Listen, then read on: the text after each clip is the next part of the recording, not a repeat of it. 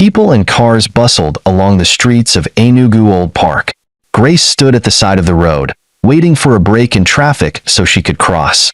The cars zipped by, blaring their horns impatiently, the drivers as eager as ever to get wherever they were going, the bus drivers throwing tantrums at passers-by. Grace adjusted the strap of her bag on her shoulder and glanced down at her reflection in a nearby shop window. Her wig, a neat arrangement of long braids, framed her face, the small beads at the ends clicking softly with her movements. It had been a long day at work, and she was eager to get home and unwind. Just as a gap appeared in the traffic, Grace stepped forward, ready to cross. But something made her hesitate. Out of the corner of her eye, she noticed a figure staggering toward her from across the street. He moved erratically, his clothes tattered and covered in dirt. His hair was wild, and his skin was caked with grime. It was the madman. She had seen him at that place before. Everyone in the area knew about him. He'd been wandering these streets for as long as anyone could remember. Harmless, they said. He kept to himself, muttering to the air. Living under the bridge near the market, people often tossed him scraps of food, and he would shuffle away, disappearing into the shadows. But today was different. Grace's pulse quickened as the man came closer. She turned her head to step away, but it was too late. In an instant, his hand shot out, grabbing a fistful of her wig. He yanked it hard, pulling her toward him. A scream ripped from Grace's throat as she stumbled, trying to pry herself free from his grip. "Help! Help me!" she cried, panic flooding her voice. The madman's eyes were wild, but they weren't filled with malice. It was as if he was searching for something, something only he could see. Passers-by rushed toward the commotion, surrounding them in a chaotic swirl of noise and confusion. Men and women grabbed the madman, pulling him off Grace, but they didn't strike him. Everyone knew he wasn't violent. No one had ever seen him attack anyone before. "What are you doing?" one of the men shouted, wrenching the madman's hands off Grace. "She's done nothing to you. Do you want to injure her?" The madman let go, retreating with a dazed look in his eyes, his muttering growing louder. Grace collapsed to the ground, clutching her wig, her heart pounding in her chest. She stared at him, trembling, but something about his expression caught her attention. He wasn't angry. He wasn't even threatening. In fact, as she looked into his eyes, she saw something else entirely. A flicker of recognition? No, that couldn't be. She didn't know this man. How could she? But the way he looked at her, as if he knew her, sent chills down her spine. All the madmen she knew were violent. Some would always grab what didn't belong to them and run away. "Are you all right?" someone asked, offering her a hand to help her up. Grace nodded slowly, still shaken. As she took the stranger's hand and stood, the crowd began to disperse, the madman wandering off again as if nothing had happened. But Grace couldn't shake the feeling that something was terribly wrong. Why had he grabbed her? Out of all the people on the street, why her? Her hands trembled as she fixed her wig back onto her head. The beads clicked against each other softly. It reminded her of what had just happened. She glanced back at the madman, who was now a distant figure on the horizon, and a question formed in her mind, one she couldn't ignore. Why did he look at her like that? Did he know her? What surprised Grace more was that she had recently relocated to that city, not for up to 3 months. Later that evening, Grace sat quietly at the kitchen table, her hands wrapped around a mug of tea. The warm steam rose up to her face, but she felt no comfort from it. Her mind was still reeling from the incident that afternoon. The way the madman had grabbed her, the look in his eyes. It had all been too strange. Liliana, her roommate, moved around the kitchen, preparing dinner. The clinking of pots and pans was the only sound that filled the room, apart from the occasional hiss of the boiling stew. Grace had always found the sounds of home comforting, but tonight, they couldn't soothe her unsettled heart. "Grace, you're quiet tonight," Lillian said, glancing at her friend. "Did something happen at work?" Grace hesitated. She hadn't mentioned the madman incident yet, unsure of how to explain what had happened. But as she thought about it more, a growing need to talk overcame her. She couldn't carry this alone, and if there was anyone who might understand, it was her friend or her mother, but she didn't want to call her mother. "Something strange happened today," Grace began, her voice quiet. Lillian stopped stirring the pot and turned to face her friend, her brow furrowed with concern. "What is it?" "I was on my way home from work, and a madman grabbed me." "What?" Lillian rushed to Grace's side, her face pale with worry. "Are you hurt? What did he do to you? Where? Which madman?" "No, no, I'm not hurt," Grace reassured her, shaking her head. "He didn't hurt me. He just grabbed my wig and pulled me toward him. It was like he was trying to, I don't know. It was so strange." "Where did it happen?" Lillian questioned. "At the old park." "That madman at the old park," Grace stated. Lillian sank into the chair across from Grace, her face etched with confusion. "Why would he do that? I heard that he wasn't a violent type." "That's the thing, Lillian. I don't know. But there was something in the way he looked at me. It felt familiar, somehow. Like he knew me, or like I reminded him of someone." "Of who?" Lillian laughed, slapping Grace on the shoulder. "Why would a madman remind you of someone? I think you are suffering from malaria. Please go and take paracetamol." Liliana laughed again. "Lillian, you know that you have a problem. You don't know when someone is being serious," Grace grumbled. "You can't be serious about this one. Meanwhile, the serious ones are in the hospital, dear friend. I heard that that madman had been in that market for God knows when. So forget all that had happened. It was an accident."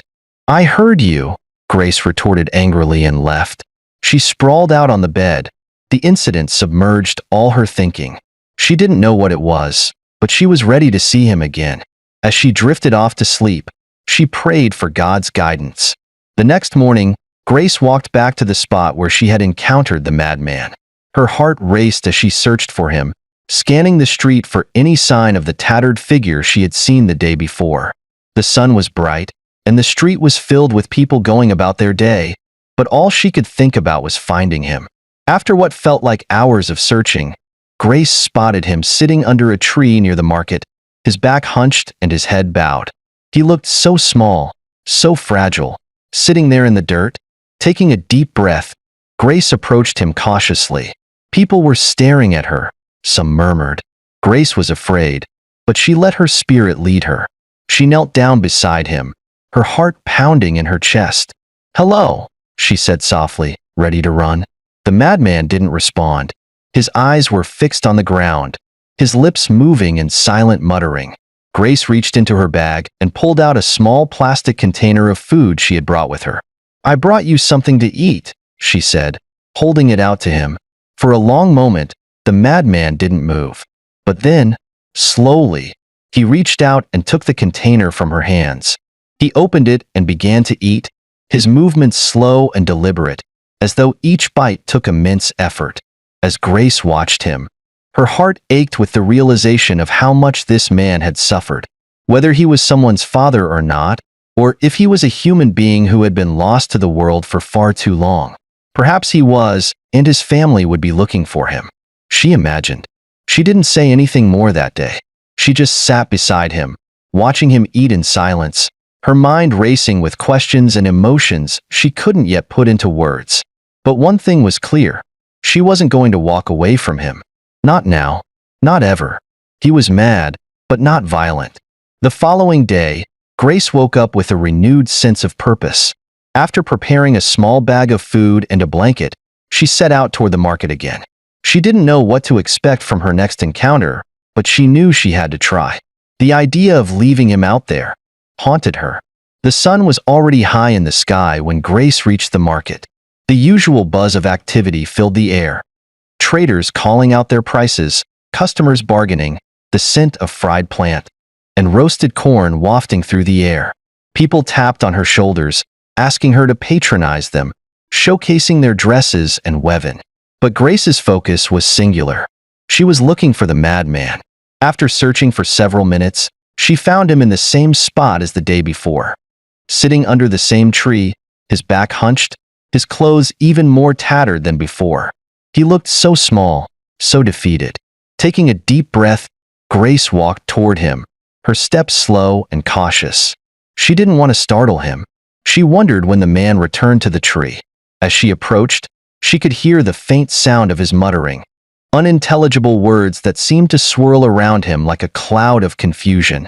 "Hello," Grace said softly, swooping beside him once again. She placed the food and the blanket on the ground in front of him. "I brought you some food. And a blanket." The madman didn't respond at first. His eyes were fixed on something distant, something that only he could see. But after a moment, he glanced down at the food, his hands trembling as he reached for it.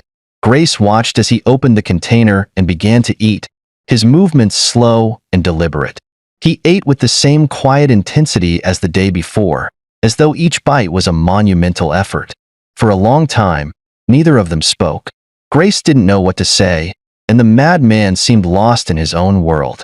But there was something in the way he ate the food she had brought, something almost grateful, as if, somewhere deep inside, he knew she was helping him. She abhorred the look on people's faces, the way they were staring at her. Their expressions were cold, as if the madman wasn't a human being. As the minutes passed, Grace felt a strange sense of peace settle over her. It didn't matter what people thought. She wasn't sure what was driving her to come back here, to sit with this man at times after work, instead of going back to her house. But something inside her told her that she was doing the right thing. Something about him called to her, even if she couldn't explain why. When he finished eating, Grace gathered the empty container and the blanket, folding it neatly and placing it beside him. She dipped her hand inside her black handbag, bringing out 1,000 naira.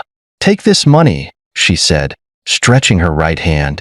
"I won't come tomorrow. Use it and buy a nice meal for yourself. I will see you on Monday after work." The madman didn't respond. He simply stared at the ground, his eyes vacant, his mind somewhere far away. But as she stood up to leave, she dropped the money in front. As Grace walked away, she couldn't help but wonder, was she really making a difference? Was this man truly going to be better? Why was she even doing that? Or was she just grasping at a dream? That night, she couldn't stop thinking about the madman. She lay awake in bed, staring at the ceiling, her mind racing with questions. "Grace, what is wrong with you? You haven't been yourself since the day you met that madman," Liliana stated. "Is there anything I need to know?" "Anything like what?" Grace retorted. "I should be asking you. Did the madman charm you on that day?" "Charm me, how?" Grace cut in angrily. "Grace, let's tell ourselves the truth. You have been visiting that man ever since that day? Why? I don't even know how you feel comfortable staying by his side. A friend told me that she saw you with a man under one tree, inside the market. Is it a crime? Have I committed any crime by showing an empathy to the poor man? No. Not a poor man, but a madman. Madman, Grace. Do you know how dangerous it is to be close to him? Like all the awful smell and... Lillian, I know, but I can't help it. I can't even stop myself." "Stop yourself from doing what?" "From visiting him. You see why I said that the madman used a charm on you? Something is definitely wrong." Lillian's hands went across her breast as she began to think. "See, Lily, I don't think the man used anything on me. I just feel attached to him." "So now you are planning on marrying a madman. Like Madman and Grace are getting married. Stop it, Lily. You don't know when someone is serious," Grace barked. "Don't tell me to stop it. This is not a movie or a fairy tale. It is real. You have to stop going there. It is not good for you. I will see what I can do, but I am just trying to see if I can help him get well. Perhaps he needs someone's help." "Is that what he told you?" "No. He had never said a word to me. He ate my food, but never replied to my question. Lily, I think my problem is that I lack father's love. You know I have never seen my father except in pictures. My mom said that he died when I was 1. I wish I knew him. Perhaps all these won't be happening." Grace lamented. "Grace, let's not go into that one today, please. I know your father's soul is resting in peace. Just try and forget about the madman. He is a madman, not your dead father. As a single girl, it is not appropriate to be around him, or don't you know that if he bites you, you will become mad? But he is always calm. He is not going to bite me," Grace said, laughing. "A madman is a madman, and one day he will show you why he is roaming around the street." Grace promised herself that she won't go back to the place again. Lillian was right. It wasn't hygienic at all. It was a dangerous journey. The only thing she wanted was to see if she could take the man to hospital, but it won't happen again. A madman is always a madman. The next few days, Grace returned to the market again. She brought food, water, new clothes, and a blanket. Lillian was perplexed. She told Grace that something was really wrong with her. Grace stopped listening to anyone, and each time she visited, she sat with the madman as he ate in silence, his eyes distant but no longer as wild as they had been on that first day. Slowly, something began to change. The madman started to look at Grace more often, his eyes lingering on her face as if trying to place her. His muttering grew quieter, less frantic, and there were moments, brief, fleeting moments, when he seemed almost lucid. One afternoon, as Grace sat beside him, the madman looked directly at her for the first time. His eyes were clearer than she had ever seen them. He didn't speak, but the look in his eyes was enough. It was as if he was trying to say something, trying to communicate in a way that words couldn't express. "Do you remember me?" Grace asked softly, her heart pounding in her chest. "Do you know who I am?" The madman didn't respond, but there was something in his eyes, a flicker of recognition, just like before. It was faint, but it was there. "I'm Grace," she said, her voice trembling. "The lady you grabbed her wig the other day." For a moment, the madman's expression changed. His eyes widened ever so slightly, and his lips parted as if he was about to speak. But then, just as quickly, the moment passed, and his gaze fell back to the ground. Grace's heart sank. She had been so close to reaching him, but something inside him was still locked away, something she couldn't break through. How could she ask him anything when he didn't say a word to her? Lillian had advised her to take the man out from the market, to shave his hair, but that wouldn't be possible unless he talks. Grace stared at him, trying to gather her next question. She was about to open her mouth when the man disappeared into the market. Grace stood dejected. Perhaps she was also mad. The days turned into weeks, and Grace's visits became part of her routine. Every day, she sat with the madman, bringing him food, water, and clothes. The community began to notice her acts of kindness, and while some people mocked her for wasting her time on a madman, others admired her dedication. Eventually, Grace decided it was time to take things a step further. The madman needed medical attention, real care. If she was going to help him, she couldn't do it alone. She needed the help of professionals. Lillian supported her. Lillian had started following Grace to the market, though she never got close to the madman. "Prevention is better than cure," Lillian told Grace. But all Grace wanted from her was just her encouragement and her support, someone to tell her that she wasn't insane, that she was doing the right thing. Grace approached a local doctor who had a small clinic near the market. She explained the situation, and the doctor agreed to help. Together, they arranged for the madman to be brought to the clinic, where he would receive a full assessment and treatment. The day they brought the madman to the clinic was both terrifying and hopeful. Grace had no idea what the doctors would find or whether they would be able to help him, but she knew she had to try. She couldn't give up on him. Not now. Lillian was at her back, giving her hopes. Her labor wouldn't be in vain.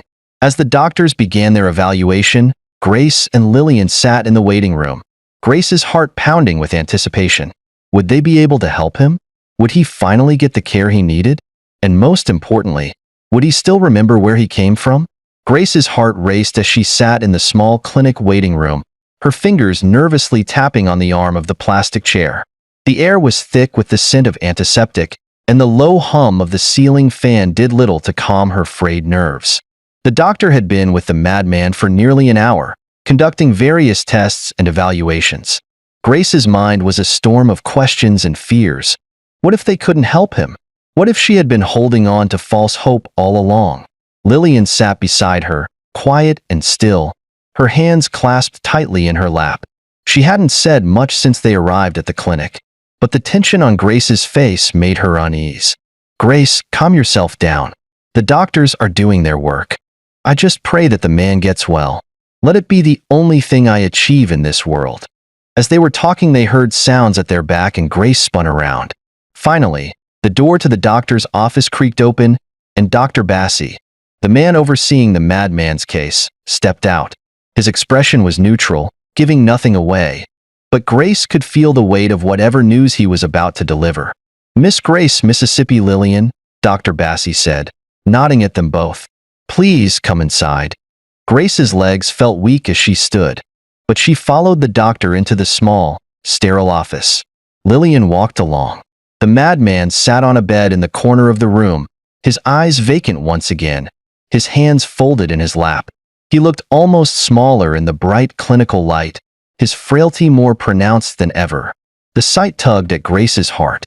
"Thank you for coming," Dr. Bassi said as they sat down across from him. "We've run several tests, and I've had a chance to speak with him, though his responses were limited." Grace's breath caught in her throat. Did you find anything?" Dr. Bassi nodded slowly. "First, I want to commend you for bringing him in. He's severely malnourished and has been living in extremely poor conditions for a long time. Physically, he's very weak, but we're addressing that now. With proper care, his body will heal." Lillian smiled and clapped Grace at her laps. "But what about his mind?" Grace asked, her voice trembling. Can he recover?" The doctor sighed, glancing at the madman, who remained silent and unresponsive. "It's difficult to say. He's been living with untreated schizophrenia for what appears to be many years. The symptoms are severe: disorganized thinking, delusions, and possibly hallucinations. This would explain why he's been wandering the streets for so long, disconnected from reality. Without treatment, his condition deteriorated, and he lost touch with the world around him." Grace felt a lump form in her throat. "Is there any chance he can come back? Mentally, I mean? With the right medication and therapy, there's a possibility we can manage his symptoms and help him regain some clarity," Dr. Bassi explained gently. "But it's important to understand that his recovery won't be quick or easy. It will take time, and even then, he may never fully return to the person he once was." Grace glanced at Lillian, whose face was pale and drawn, her eyes glistening with emotions. "And what about his identity? Is there any way to know for sure who he is? Where did he come from?" Dr. Bassi shifted in his seat. "We haven't been able to get a clear answer from him about his past. His responses to questions about his name or history are either confused or incoherent. You will have to give us more time." Grace nodded her head in agreement.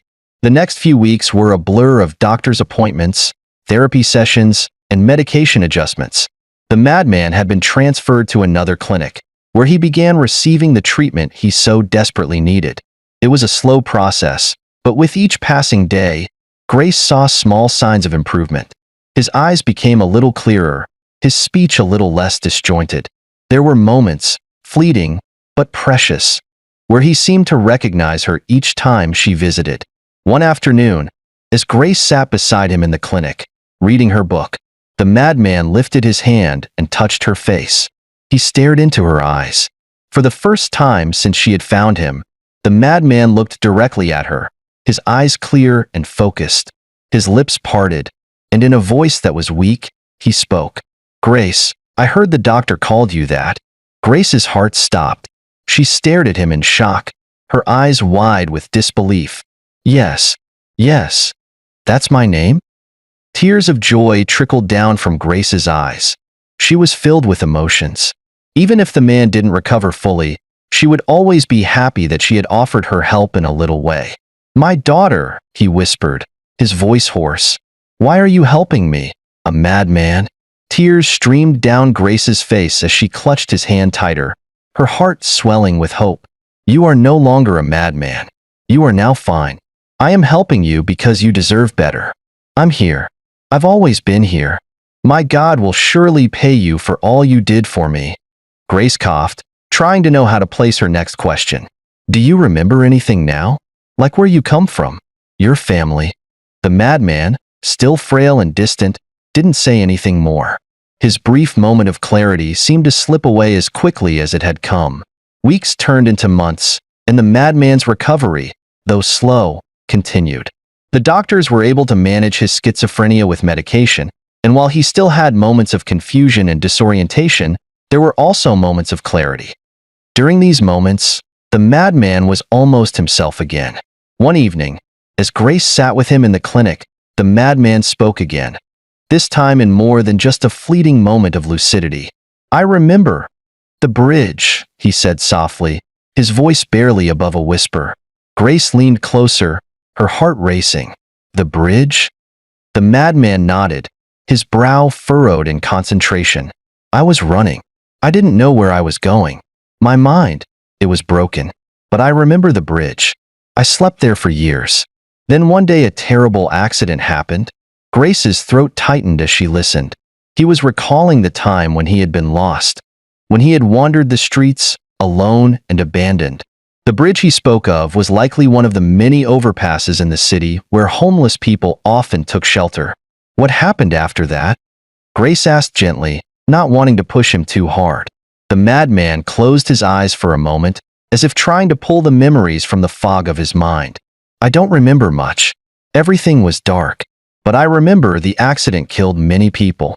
That was why I left the place." Grace's heart swelled with emotion. "Do you remember any of your family members? Were you married before?" Grace probed. The madman shook his head. He couldn't remember anything else. For a long time, they sat together in silence, the weight of his past hanging heavy between them. But there was also something else, something new. A sense of hope, a sense that he would soon be fine. The madman's moments of clarity continued to grow more frequent, though they were still interspersed with periods of confusion. The doctors warned Grace that his recovery would never be complete. His mind had been fractured too deeply by years of untreated mental illness. But with medication and care, they could help him maintain a level of stability that would allow him to live a more peaceful life. One afternoon, after a particularly long therapy session, the madman asked Grace a question that took her by surprise. "Can I go home?" Grace blinked, unsure of how to respond. Where would he go? He knew nothing about his past? She reasoned. "I don't know," she said cautiously. "The doctors think it's better if you stay here for now. They want to make sure you're fully stable before you leave." Grace said, still in deep thought. The madman nodded slowly, but Grace could see the disappointment in his expression. "I understand, but I want to go home. You haven't even told me anything about your home. Where are you from? If I go out there, I might see people that know me." His words weren't just words. Grace's chest tightened at his words. "I'll talk to the doctors," she promised, her voice soft. "We'll see what we can do." Later that evening, Grace spoke with Dr. Kelvin about the possibility of the madman returning home. The doctor was hesitant at first, explaining that while the madman had made great progress, he was still fragile. Living outside of the controlled environment of the clinic could be overwhelming for him, especially given the chaotic nature of the city.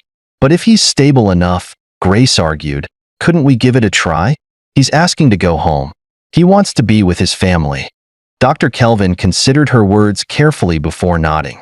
"We can arrange for him to have supervised visits at home, but he'll need to continue his treatment, and we'll have to monitor his progress closely. If he shows any signs of regression, he'll need to return to the clinic immediately." Grace agreed, relieved that they were at least willing to try. It wasn't a permanent solution, but it was a step in the right direction. A chance for the madman to experience some semblance of normalcy after all these years. She was about to step out when the doctor called her name. "Miss Grace, do you know his family? Where did he come from?" Grace came back to the doctor. He hadn't remembered anything except what happened under the bridge many years ago. "Then I guess you should leave him here. Let's examine him for some time." Grace went back and told the madman that the doctor had agreed to let him go, but that would be at the end of the month. The doctor wanted to make sure he was in the best state before leaving. For a moment, the madman's eyes softened, and a faint smile tugged at the corners of his mouth. It was fleeting, gone in an instant. Grace threw her handbag over to the table and jumped into the bed. It had been a hectic day, and all she wanted at that moment was a good sleep. As she was about to close her eyes, she heard her cell phone ringing. "Who is this now?" She grumbled angrily. Sluggishly, she went for her bag and brought the phone out. Instantly, the sleep that had overwhelmed her a few minutes ago vanished. It was her mother on the line. "Grace, what's the meaning of this nonsense? How could you leave your mother under the sun for how many hours? I have been calling you since morning." "Mama, Please forgive me. I have been busy the whole day, Grace pleaded. Busy doing what? Since when did bankers start working on Saturdays, Grace? Mama, it is not that one, I don't need your explanation. Come here and take me out. Okay, Mama. Which side are you now? I am at the Holy Ghost. I am sitting inside the Eastern Mass Terminal. Grace's mother, after taking her food and having her bath, now sat on the chair with Grace and Lillian. While they were talking, she said, Grace, what is it that you wanted to tell me that time? Mama, I have been in the hospital the whole day. Hospital? Are you sick? Why didn't you tell me? Did you tell your brothers? Grace's mother asked. Mama, I am not sick. Grace interrupted her mother. So why did you go to hospital? Is the hospital now your place of work? Grace's mother questioned angrily. Grace explained everything that happened between her and the madman. She narrated it from the day the man dragged her wig. Her mother listened intently. You have done well, my daughter. Perhaps if someone had given your father such help, he would have been here with us. Grace's mother said sorrowfully. What do you mean, Mama? Grace probed. For a long moment, Grace's mother was silent, her eyes distant as if she was searching through the past for an answer. Grace could see the gears turning in her mother's mind, and then, finally, her mother spoke in a low, thoughtful voice. You said you met him at the old park? Grace nodded slowly. Yes, I've seen him around before. Everyone knows about him. He's been living on the streets for years. But on that day, when he grabbed me, there was something different. It felt like he was trying to tell me something, but he couldn't. Grace's mother's face grew more serious as she leaned forward, her eyes locked on her daughter. Grace, there's something I need to tell you. Something I never thought I'd have to talk about again. Grace adjusted a little, her heart suddenly pounding in her chest. What is it, Mama? Her mother took a deep breath, her hands trembling slightly as she folded them across her breast. You know about your father. How he disappeared 20 years ago. Yes, Grace replied, her voice barely above a whisper. Her father had always been a shadow in her life. She knew him through old pictures, but his absence had shaped her family in ways she couldn't fully understand. What I didn't tell you is that before your father disappeared, he wasn't well, her mother continued. He was struggling, mentally. First, it was small things. He would forget conversations, or he'd get confused about where he was. But as time went on, it got worse. He started hearing voices, seeing things that weren't there. Grace listened intently, her mind racing as pieces of her family's history began to fall into place. He became more and more distant, her mother said, her voice heavy with the weight of old memories. And then, one day, he just left. No explanation, no goodbye. He just walked out the door and never came back. We searched for him for months, years, but no one knew where he had gone. Eventually, we heard from someone that a man matching his description had been hit by a car and killed, along with some other people under the bridge. We assumed it was him, even though we never saw the body. I had to accept it, Grace. We did his burial. Mama, why haven't you or my brothers told me these things? Grace sprang up. Am I not his daughter? Why did you people have to conceal something like this from me? I am the one that is responsible, not your brothers. I took them under oath never to tell you this. You are my only daughter, and I didn't want anything to make you feel inferior. Her mother said, How could I feel inferior because of my father's condition?